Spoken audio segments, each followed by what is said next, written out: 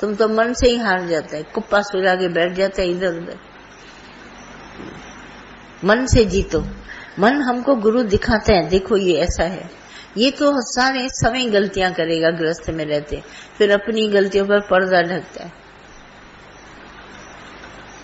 ये पर्दा हमको अपने आप ही उठ जाने दे, हर पर्दा अब और न अपने को छिपा। जीवन है मधुवन, इसमें फूल खिला, कांटों से न भर दामन। ये कांटों से दामन भर रहे हो, अपनी सब गलतियों को छिपा रहे हो। अब और न अपने से छिपा, जाहिर होने दो बात। शरीर कहीं न कहीं तुमको याद है, और हम बार बार कहते हैं ये शरीर दिखाई देता है, सुनाई देता है सब, पर ये भगवान ने धारण किया है, भगवान का है, सब भगवान ने धारण किया है। तुम बोलते हैं नहीं ये मेरा पोता, कड़ी गलती करती है। कोई पड़ोस का बच्चा आएगा, तुमको ये ख्याल कभी नहीं आएगा। अपना आएगा, मिनटों में ख्याल आएगा, मुस्कुराहट ही निकल आएगी। ऑब्जर्व करो अपने आप को, तुम्हारा ये मन बैठा ही बैठा है तुम्हारे पास। मैं, मेरा धंधा, मेरा ये। शुक्रध्वज इतना बड़ा राजा था, चुड़ाला उसकी स्त्री थी। चुड़ाला को बहुत ज्ञान था, पूरा ब्रह्म ज्ञानी थी। शुक्रध्वज का मन भटकता था, राज्य नहीं संभलता था। बहुत चुड़ाला उसको ज्ञान सुनाती थी, मगर चुड़ाला का ज्ञान उसके अंदर नहीं जाता था। चुड़ाला समझ गई, बोला इस युग में सिर्फ मेरे पास ही गुरु ने ज्ञान दिया है, मैं ही सिर्फ ब्रह्म ज्ञानी हूँ। पर मेरा पति अगर अज्ञान में है, इसको ज्ञान देती हूँ तो ये लेता नहीं है। कारण इसके पीछे क्योंकि मैं इसकी स्त्री हूँ, तभी ये ज्ञान नहीं लेता। तो क्या किया शुक्रध्वज, चला गया जंगल में, छोड़ के सारा राजपाट चुड़ाला को। चुड़ाला ने भी प्रण लिया, बोला इसको ब्रह्मज्ञानी किसी तरह बना के इसको राज्य में लाना है, इसकी ये ड्यूटी है। मैं तब तक इसका राज्य संभालती हूँ, मगर इसको जंगल में कोई और गुरु नहीं मिलेगा, ये वापस आएगा, क्योंकि इस समय का गुरु सिर्फ मैं हूँ, मुझे गुरु ने ज्ञान दिया है।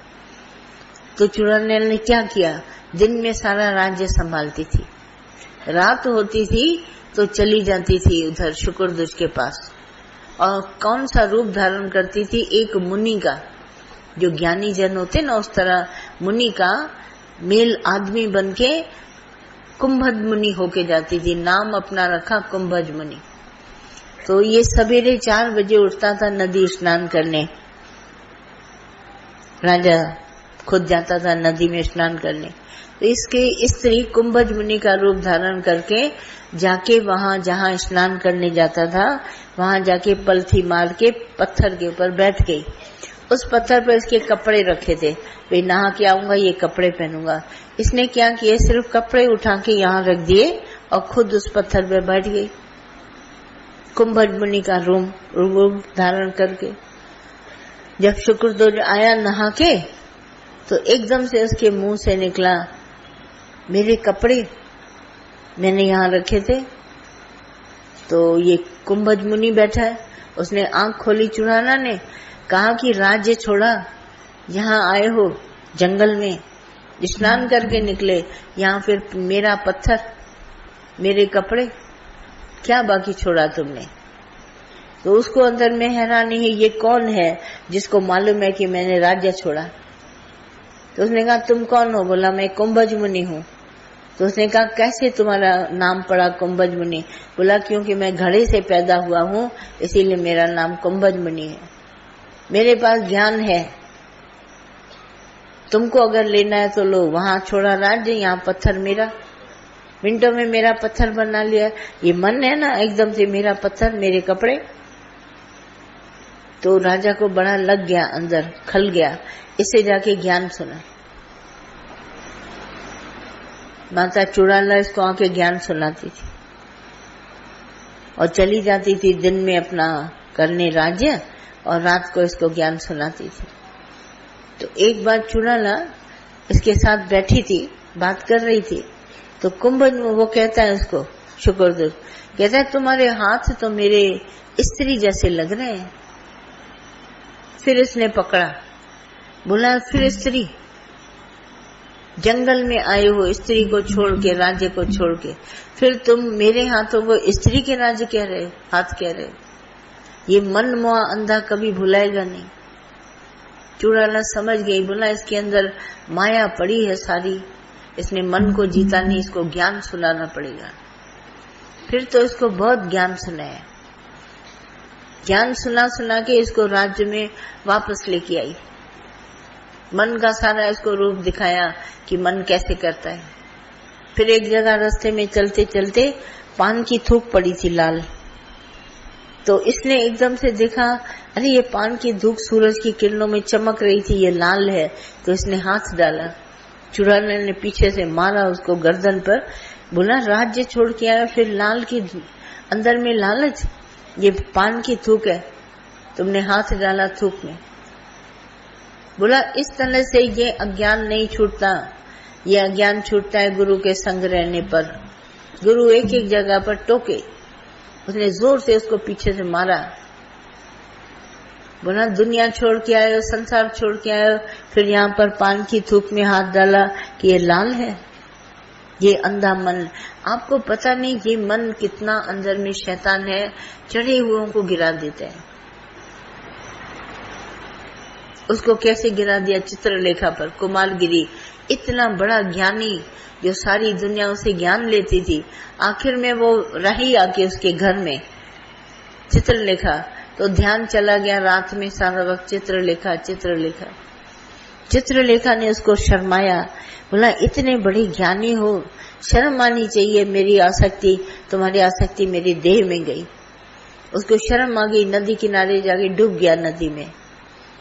ये मन अंधा है, इसमें हमेशा ये कैसे घुला है, जैसे पानी में नमक घुल जाते हैं ना, समुद्र के पानी में सॉल्ट होता है, वैसे ये घुला हुआ है शरीर के अंदर। ये मन निकालने नहीं निकलता।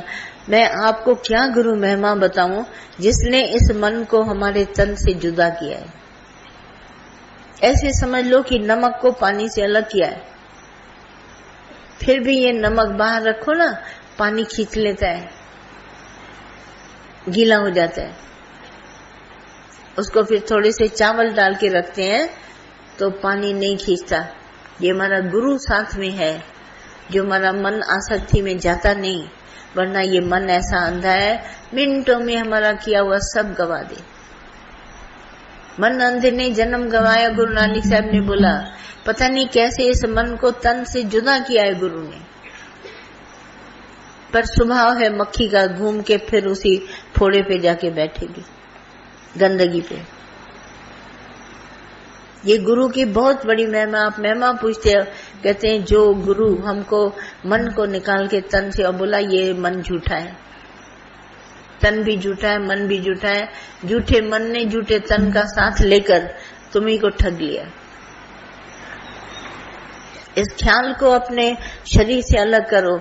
जब हम संसार में आए कोई नाता नहीं था, रिश्ता हमारे साथ, हमने रिश्ते नाते यहाँ पैदा किए, सब झूठे हैं। हम अपनी सृष्टि बनाने, हमें माता का गर्भ सिर्फ हमको एक क्या मिला, एक स्थान निराकार की कृपा से, पर वैसे माता का कोई रोल नहीं है हमारे जीवन में। ये तो हमारा समाज बिगड़े ना, इसके लिए हम लोग माता पिता का इज्जत दिलाते हैं। पर जो हमारा ब्रह्म ज्ञान है उसमें अगर हम माता के गर्भ में आए तो सिर्फ प्रभु पाने आए थे, भगवान को पाने आए, एक जरिया बना। ऐसा ही होता तो भगवान श्री कृष्ण माँ का क्यों साथ छोड़ा, पिता का साथ क्यों छोड़ा? बोला ये तब तक है, मैं अपनी कर्म भूमि में आया हूँ। याद करना भगवान श्री कृष्ण की बात। बोला मैं कर्म भूमि में आया हूँ, मैं धर्म भूमि से निकल के कर्म भूमि में आया हूँ। मुझे कर्म को मारना है, चाहे मेरा मामा हो या चाचा। 16 साल की उम्र में निकल गया, बोला मुझे मारना है। न ये माता पिता वासुदेव, न वो माता पिता, मैं अपनी कर्म भूमि में आया हूँ। मैं जब तक पाल रहा था तब तक पल रहा था बचपन में, पर मैं पल चुका, अब मैं अपने कर्म भूमि आया। जिस काम को मैं करने आया मैं वो काम करूंगा। वासुदेव से आकर उनको माता पिता को भी छोड़ा और उसको भी छोड़ा, यशोदा उसको भी, नंदलाल को, वहां से भी छोड़ करके ये आया अपनी कर्म भूमि में। बोला चलो मुझे कंस को मारना ही मारना है, मुझे सारे जो संत साधुओं को कंस ने जेल में डाला है उनके ताले खोलने ही खोलने हैं। मैं अपनी कर्म भूमि में आया। तब आया है, पुकार रहे हैं देवकी नंदन आओ, भगवान गोपाल आओ, ये सब पुकार है। उनकी पुकार सुन के भगवान श्री कृष्ण बैठ नहीं पाए। राधा को भी छोड़ के राधा बीच रास्ते में लेट गई, मेरे ऊपर रथ चलाओ। बोला क्या भी करो, मुझे अपनी कर्म भूमि जाना है। एक ही काम है हमारे पास, सिर्फ प्रभु पाना। अगर वो नहीं पाया तुम्हारा मनुष्य चोला बेकार गया, कुछ नहीं मिलेगा। सारे रिश्ते नाते सब झूठे, कुछ नहीं यहाँ बनने का। सुजागी करो, जागो भीतर से। बाहर से आंख खोल के देखते हो कोई बड़ी बात नहीं, अंदर से जागो। कै वखर को लैन तू आया, राम नाम संतन घर पाया। संतों के घर में मिलेगा राम नाम, पर उठो जागो। ये सब रिश्ते नाते हमारे झूठे हैं। माता पिता, हम अपनी कर्म भूमि में आए हैं, कर्म करने के लिए आए हैं, धर्म मुताबिक चलने आए हैं। अशोक रहना हमारा सदाई धर्म है। हम शोक से रहते हैं, हर शोक से रहित होकर अशोक रहना हमारा सच्चा धर्म है। और हम कर्म करने के लिए आए हैं। जो भी होगा हमारे को कर्म करना होगा। कोई रिश्ता नाता हमारे से जुड़ा नहीं है, कोई नहीं जुड़ा है, न बाल न ये बच्चे। तुम लोग मेंटली हो गए हो, बुद्धि से जुड़ गए हो, दिल से देखो कोई तुम्हारा नहीं है। कभी दिल की आवाज सुनो, दिल बोलता है तुम्हारा कोई नहीं, तुमको सब छोड़ जाएंगे, कोई नहीं पकड़ेगा। तुम दिमाग से सब जुड़ा हुआ है। सबसे कमजोर इंसान है, तुम आधार ढूंढता है। बेटा नहीं तो पोते का आधार, माँ बाप नहीं तो पति का आधार, पति नहीं तो उसके देवर का आधार। तुम हमेशा आधार पर बैठा है। अपने अंदर जाके देखना, तुमको किसी न किसी का आधार है। तुमको भगवान का आधार नहीं है, बाकी सब आधार दुनिया में तुमने बटोरे। ये झूठे रिश्ते नाते कभी तुम्हारे साथ सच्चे नहीं होंगे। मन तुम्हारा वैसे का वैसे खाली। मैं एक ब्रह्म ज्ञानी को देखती थी, दादा को, गीता भगवान को, माता को, एकदम ठेस मन ऐसा खड़ा रहता था, ठेस मजाल। जे दुनिया में हजारों की सुनते थे दुख भरी कहानी, कभी नहीं दादा पिघलते थे, कभी नहीं पिघला। इतना बड़ा सर्जन कभी नहीं पिघला। सिर्फ इस मन का ऑपरेशन करके, इस तन से जुदा करके मुझे दिखाया, देखो ये मन, अगर ये मेरा मन तन के साथ जुड़ जाता है, बहुत खुलम मच जाता है। इतनी चोरी ठगी पाप कराएगा, इतना सूक्ष्म ये तुम्हारे पास, इतना धीरे धीरे आएगा, तुमको पता ही नहीं चलेगा कैसे आ गया। तुम हैरान हो जाएगा।